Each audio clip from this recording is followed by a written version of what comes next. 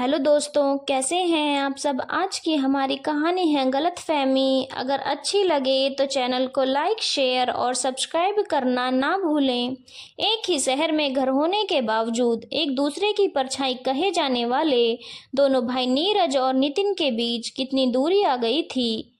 सच भी है, दिलों में दूरी आ जाने पर खून के रिश्ते भी दूर के ही लगते हैं। दोनों भाइयों का खुलकर तो किसी बात पर विवाद नहीं हुआ था। संपत्ति के झगड़े की तो कोई बात ही नहीं थी।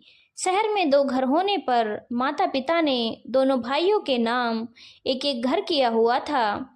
बड़े भाई नीरज की शहर में कपड़े की दुकान थी और छोटा भाई नितिन गुरुग्राम की एक कंपनी में नौकरी करता था और गाजियाबाद से ही डेली अप डाउन किया करता था। सुमन और मोनिका भी देवरानी जेठानी नहीं बल्कि सगी बहनों की तरह ही रहती थी।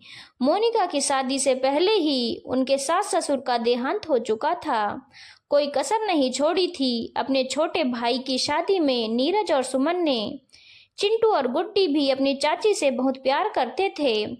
मोनिका भी उन दोनों पर माँ की तरह स्नेह लुटाती थी।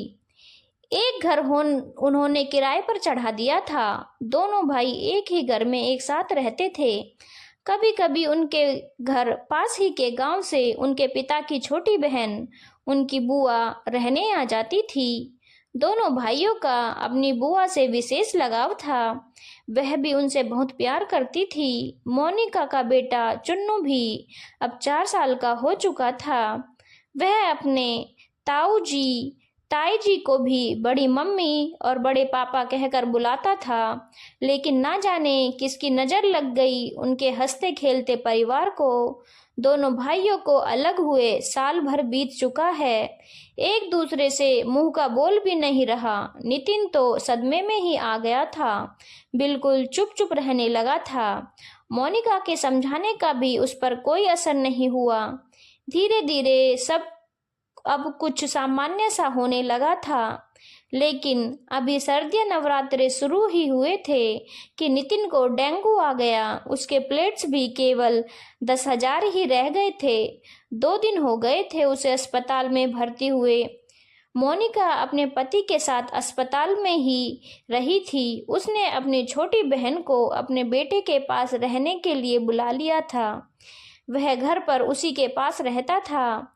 मोनिका सुबह के वक्त अपनी बहन को अपने पति के पास छोड़कर नवरात्रों के व्रत होने के कारण माता की पूजा करने के लिए अपने घर गई थी। जैसे ही अस्पताल में आई तो अचानक अपने पति के पास नीरज और सुमन को बैठे हुए देखकर उसकी आंखों में आंसू आ गए। दोनों भाइयों की आंखों में आंसू थे और कितनी देर तक हाथ में हाथ लेकर बैठे रहे। नितिन की तो जैसे खोई हिम्मत ही वापस आ गई थी।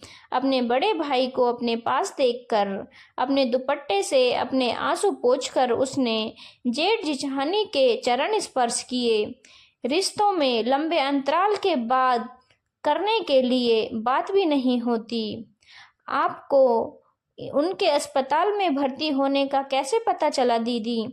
मोनिका ने सुमन से पूछा। तुम खबर नहीं दोगी तो क्या पता नहीं चलेगा? क्या हाल हो गया है भैया का? इतनी दुश्मनी तो नहीं थी मोनिका, जो तुम खबर भी नहीं कर सकती थी। अब मैं तुम्हारी एक नहीं सुनूंगी। अब भैया को अपने घर लेकर ही जाऊंगी और जब तक पूरी तरह ठीक नहीं हो जाते तुम लोग वहीं पर रहोगे। चुन्नू के स्कूल के बच्चे भी वहां से जाते हैं, उन्हीं की वैन में चुन्नू भी चला जाएगा। 2 दिन तक नीरज ही अपने भाई के पास रात को रुकता और फिर अस्पताल से छुट्टी मिलने पर नितिन को पुराने घर में ही ले गए थे। मोनिका वाले कमरे में ही नितिन को लिटा दिया था। कुछ भी तो नहीं बदला था। उसका कमरा आज भी वैसा ही था जैसा वह छोड़कर गई थी। उसे बीती सारी बातें याद आ रही थी। धीरे धीरे दोनों भाई फिर से पहले जैसे ही हो गए थे। बच्चे भी जो उनके जाने से मुरझा गए थे एक दूसरे को देखकर बहुत खुश थे। गांव से बुआ जी भी आ गई थी 2 दिन के लिए नितिन को देखने। एक दिन रसोई में अपने पति के लिए सूप बनाते हुए सुमन के कमरे से बुआ जी की आवाज़ जब सुनी तो मोनिका दंग रह गई। अरे बहू बहुत सिर मत चढ़ा मोनिका को। कैसी कैसी बातें नहीं कही थी तेरे बारे में उसने मुझसे। सारे काम का बोझ मेरे ऊपर ही डाल देती है। सुमन दीदी खुद ठाट बाट से रहती है, बस बैठी बैठी हुक्म बजाती हैं। मेरे तो पति भी मेरी नहीं सुनते, बस अपने भैया भाभी के ही गीत गाते रहते हैं। मुझे नहीं रहना उनके साथ। हाँ बुआ जी, याद है मुझे, सब कुछ नहीं बोली हूँ, लेकिन इस वक्त मेरे लिए भैया की तबीयत से ज़्यादा कुछ भी महत्वपूर्ण नहीं है। अरे सब अपने अपने घर में ठीक से रहें, शिकवे शिकायत तो उम्र भर के हैं। वह कहते हैं ना, लड़नी रात हो बिछड़नी ना हो। मोनिका मन में सोच रही थी। मैंने तो ऐसा कभी नहीं कहा बुआ जी से। उसे याद आने लगा था कि बुआ जी ने क्या क्या बातें नहीं कही थी उससे सुमन के लिए। सुमन तो तुम्हारे पति को अपनी मुट्ठी में करना चाहती है। तुम ही पूरा दिन घर के काम में कटती रहती हो और वह महारानी बन बैठी रहती है। समय रहते अलग हो जाओ, नहीं तो सब कुछ अपने कब्जे में कर लेगी तुम्हारी जेठानी। और उस पर बहुत असर हुआ था बुआ जी की हर बात का। उसने जिद करके अपने पति से दूसरे घर में शहर जाने के लिए कह दिया था। कितना समझाया था उसके पति ने, लेकिन स्त्री हट के आगे वह कुछ भी ना कर सका। दोनों भाई एक दूसरे से अलग हो गए थे। उसे दिन से आज तक खुलकर कभी नहीं हंसा नितिन। उसका मन था कि मैं भी जाकर बुआ जी की सारी पोल पट्टी खोल दूं सुमन भाभी के सामने, लेकिन उसने चुप रहकर सुमन से बात करना ज़्यादा जरूरी समझा। अगले दिन बुआ जी वापस गांव लौट गई थी। रसोई में काम करते हुए ही मोनिका ने सुमन से कहा, दीदी कल जब बुआ जी जो बातें आपसे कर रही थी मैंने सुन लिया था। उसने बुआ जी की वो सारी बातें भी सुमन से बताई जो बुआ जी ने उसके बारे में मोनिका से कही थी।